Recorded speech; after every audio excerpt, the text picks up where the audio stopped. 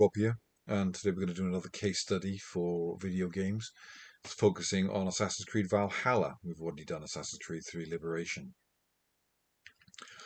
Again, we're looking at the production, distribution, context of the game, who it's targeted at, who owns it, how it's targeted different audiences, etc.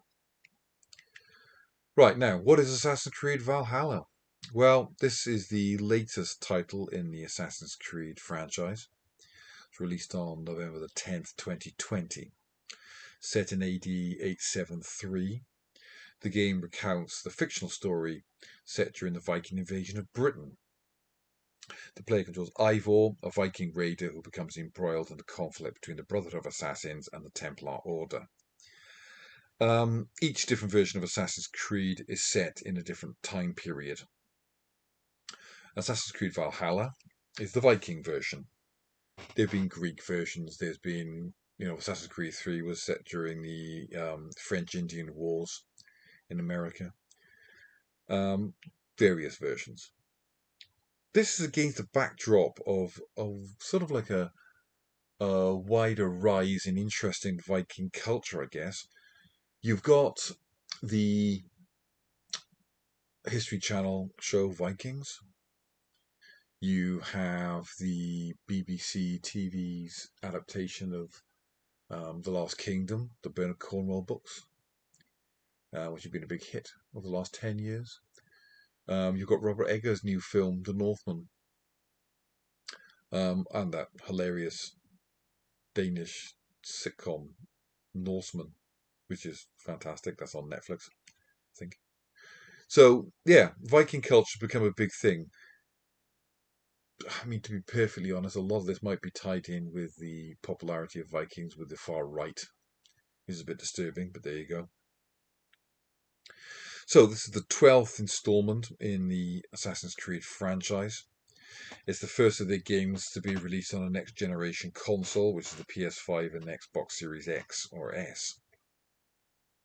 It has been a gigantic hit. It sold more copies during the first week of release than any other Assassin's Creed game. I've got it. Can't get into it myself. I've never been a fan of the Assassin's Creed game. I'm not going to lie, but it's all right. It's a bit dull, if I'm honest. So as you can see, we've already looked at the beginnings of this. So we looked at up to 2014 in an earlier video, but as you can see, Assassin's Creed started in 2007 on the Xbox 360 and PlayStation 3. It was ported to PC in 2008, a year later. And you had Assassin's Creed Altair's Chronicles on the Nintendo DS. 2009, you went on to Assassin's Creed Bloodlines for the PSP, so the PlayStation Portable, the predecessor of the Vita. Assassin's Creed 2 came out on Xbox 360 and PS3, and Assassin's Creed 2 Discovery on the Nintendo DS. 2010, you had Assassin's Creed Brotherhood on the Xbox 360 and PS3, Assassin's Creed Project Legacy for Facebook, and Assassin's Creed 2 was ported to PC. By 2011, they were bringing out iOS content for your iPhone, including Recollection. We had Revelations being released on Xbox 360, PS3, and now PC simultaneously, before Assassin's Creed Brotherhood got ported to the PC. 2012 is the big year we need to be thinking about, because that's when Assassin's Creed 3 Liberation came out, simultaneous for the PS Vita, simultaneously with PS3 and Xbox 360 later on, and PC later on for Assassin's Creed 3. 2013, you saw Assassin's Creed Pirates on the iOS, and Black Flag on Xbox One, PS4, Wii U, Xbox 360, PS3, and PC. So they seem to be dumping the idea of exclusives anymore. Assassin's Creed 3 Liberation was ported to PC in high definition quality for 2014. Meanwhile, for PS4, PS3, and PC, you had Freedom Cry.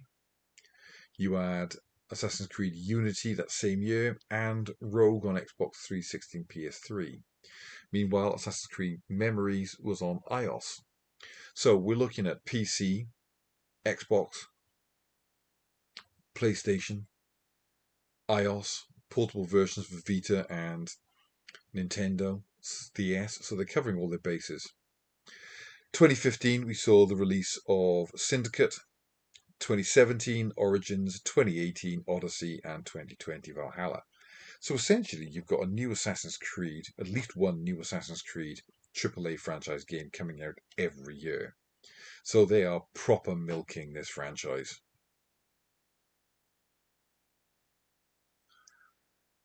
Now, they released this game, or announced this game in April 2020. It had been in production for 2.5 years, which shows you how big these games are nowadays and how much they cost. They spent at least $100 million on it, and it's taken 2.5 years to release it. So these AAA franchises are a big deal.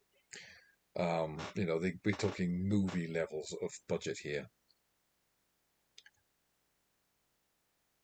So during that time, they marketed the living daylights out of it across social media. So I'll send you this PowerPoint, and as you can see, they've got Facebook, Twitter, Twitch, YouTube, and Instagram. So you can go and have a look at all their different socials and see how they've marketed the game. Now let's have a look at the production process for a video game. 2.5 years is a long time, so what goes into that? Well, first of all, you've got, like any other media product, the process of pre-production, production, and post-production. Pre-production is where you plan your product, production is where you make it, and post-production is where you finish it off and do all your marketing and distribution. So you're going to start off with a pitch. Someone's going to come up with an idea for their game, a short summary document that presents the game's key selling points and why it should be developed as a concept further. So someone will pitch an idea for a video game to a video game company like Ubisoft. This will often involve a short summary of a narrative where it's got one.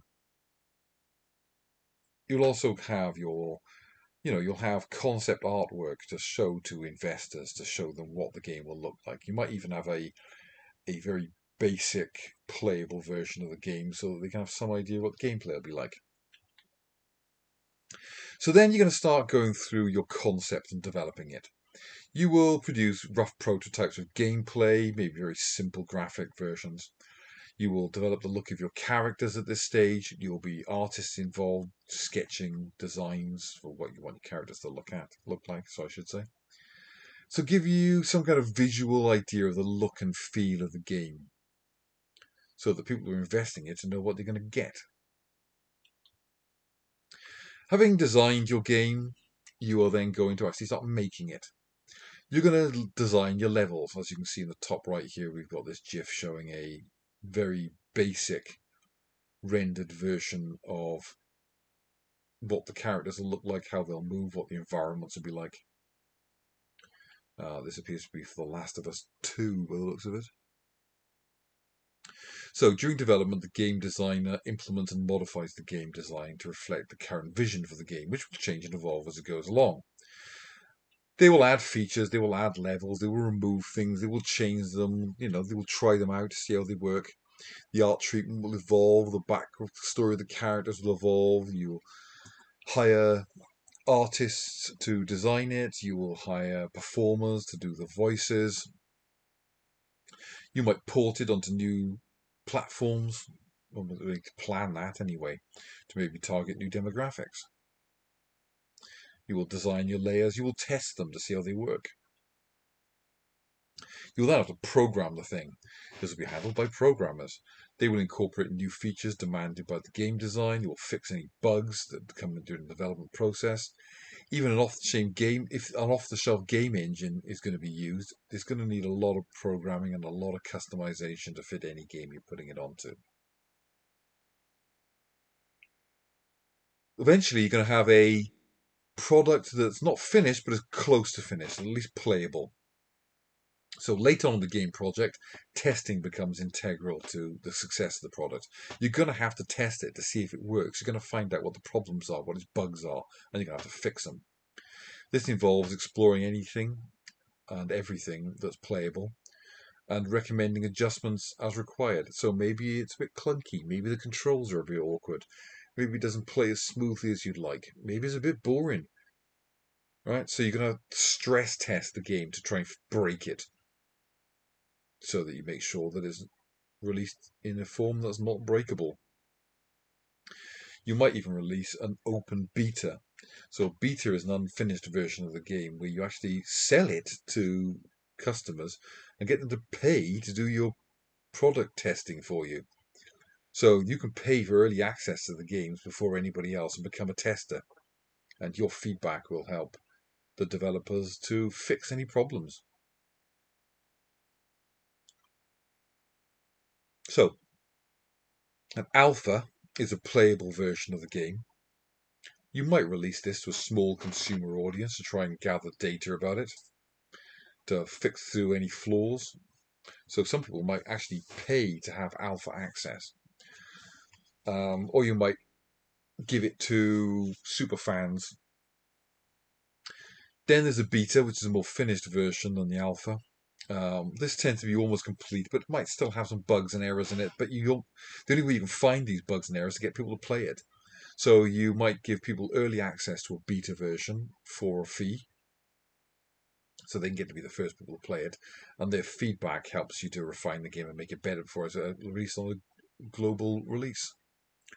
So it's where you make the final tweaks before the official release date. So this is often seen as a pre-order perk. So you buy the game early, you pay your money, and you get to be one of the beta testers. Then you get distribution. This is the process of getting it to your target audience and marketing it. So distribution for video games is very similar to that to music and film. You will be able to buy physical boxed versions of it in stores or in hybrid retailers, or you can get purely digital versions. The publisher's marketing team targets the game for a specific market to advertise it to. They will then identify specific features or aspects of the game, the unique selling points, as Ross Reeves would have called it, to appeal to your target audience. Marketing is going to be expensive. We can assume that similar to a film, your marketing and promotion budget is probably going to be about 70% in production costs again. So $100 million game might spend $70 million on its merchandising and marketing. So you're going to have to make at least $170 million back in order to make it, well, to break even, let alone make a profit.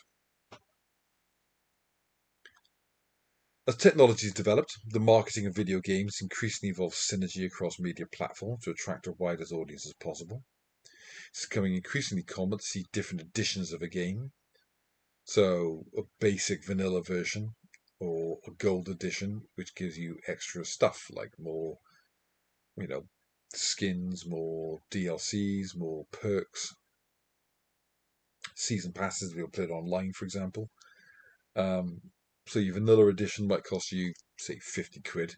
Your gold edition might cost you 70 quid, and your ultimate edition might cost you 100 quid or more. So we're talking varying price points to appeal to different audiences. Social media has become exceptionally important for marketing and promoting a game nowadays. The beginnings of all the Valhalla marketing took place through Twitter. Ubisoft's social media accounts announced that fans could tune into a live stream to see the live reveal of the next Assassin's Creed game setting. The reveal was in the form of an 8-hour-long art demonstration, an innovative and creative way of showing fans the setting for the next Assassin's Creed game. You're going to have to be a pretty major Assassin's Creed nerd to sit through 8 hours of content. But they're out there. You're thinking of trailers. Loads of trailers. Lots of other videos being published for different contexts, for different game shows, for different conventions, for different websites like IGN. They will often involve Q&As, questions and answer sessions, in other words, with members of the development team. They might be focused on one or more different things, like you might have one that focuses on the soundtrack or the historical research they did. And over the course of the marketing for the game, Ubisoft followed standard marketing practice and released various cinematic and gameplay trailers for Valhalla across multiple platforms: Facebook, Twitter, Twitch, Instagram, you name it, they would release in marketing. So down there you've got a message from Ashraf Ismail, the creative director on Assassin's Creed Valhalla. Got historical things about Viking rap battles. Um, you in real Viking society, they were kind of like what the equivalent of rap battles. There would be people trying to insult one another, for example. There would be bards trying to tell sagas and stories in a competitive manner. You can go and have a look at these yourself. There are links there to the premiere, to the gamer trailers, cinematic trailers. I'll shove these on the playlist. So, social media platforms present producers with an opportunity to quickly engage with small, specific pockets of their target audiences, so niche audiences. So, you'll have quick, short posts, hashtags like hashtag greeting from England. Marketing team that put up posts for animal fans. So, very niche kind of marketing stuff that specifically appeals to British audiences, like the hashtag greeting from England campaign they did. There's little things like you can pet the cats in Assassin's Creed Valhalla. So, something that will appeal to the cat fans or something. So, as technology has evolved, the growing preference for gamers appears to be purchasing digital copies of the games rather than boxed physical versions of the game from places like Game, let alone places like Amazon. In 2020, Sony stated that 51% of PlayStation 4 games were digital only. So over half of them were digital downloads, not box versions of the game, a physical product. This presents interesting opportunities in relation to marketing and profit for producers by creating downloadable content or DLCs. These are often offered in advance as pre-order bonuses or season passes to get you to buy it from a particular vendor. And again, different versions of the game at different price product points. So as you can see, the standard edition of Valhalla was £49.99. You'd get a gold edition, which came with a season pass for £83.99. The ultimate edition had the game, a season pass, and the ultimate pack. Had some other goodies, but that's £99.99. It's £100. Then there's the collector's edition, which is £179.99, which had extra collector's items on it, like a statuette of the main character on the prow of his ship. That's some serious money. You've got to be a proper Assassin's Creed nerd to be forking out that kind of cash. So there's loads of marketing stuff you can go and have a look at. Go and have a look at their website. Watch the trailers. All sorts of merchandising and marketing materials on all sorts of different platforms. Talking about the actual history behind it as well to get people interested. Different versions you could buy. Different things, like photo mode. You can capture photographs and share them with people. Different DLCs. This is an historical documentary, so you can go and listen to the historical background from experts, comedians, reconstructing real Viking life in the north of England. So you can put the game in historical context, educational element of it.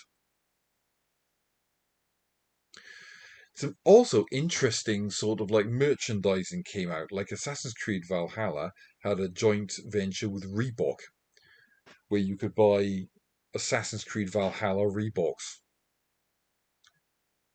for some reason. So there's cross-promotion with Reebok, series of Assassin's Creed Valhalla podcasts about the Vikings that cross-promoted both products, both brands. Online gameplay sharing functionality. You could get season passes and DLC like skins, additional maps, and missions, all connected with Reebok. So you got your Reeboks, you could buy T-shirts, you could buy stickers, you could buy the soundtrack album, you could buy collectible statuettes, you could buy comic books. As I said, anything you can slap the Assassin's Creed brand onto, Ubisoft will try and sell at you. So, a Reebok Assassin's Creed Valhalla branded sneaker or train, if you want to call it that, will go with Xbox 3 X. No, it's Xbox X, isn't it? So you've got this cross promotion with the Like a Viking merchandising campaign. So the next generation consoles at the time of the Valhalla release were PlayStation 5 and Xbox Series X and S, which were a bit difficult to get hold of at the time because of the chip shortage due to COVID. But they were marketed as having the latest development in console gaming at the time. So these included things like digital download only console versions, so without a disk drive in them, high speed data streaming, much more storage, 4K resolution, 128 frames per second, which is like way more higher than the normal 24 frames per second you'll get for a movie, VR capabilities, and 3D audio effects. So really taking advantage of the latest in gaming technology. All sorts of marketing going on. Clothes, you could buy Assassin's Creed Origins apparel, so you could go and buy Assassin's Creed t-shirts. You could buy Assassin's Creed merchandise of all kinds. So this website, if you go to it, will give you a breakdown. This is the ones who came before websites. You go onto their website, you can get a really detailed breakdown of all the merchandising that went on with Assassin's Creed Valhalla. I'm not going to do that myself. You can go and look at their website yourself. Also interesting about how the Assassin's Creed community are raising money for ocean conservation. This is nice. So, as I said, I'm not going to go through all that in this video. You can go and have a look at all the merchandising yourself. You can go and have a look at all the marketing yourself and make your own notes on that. But if you've got any questions, you know where I am, and I'll see you in the next one.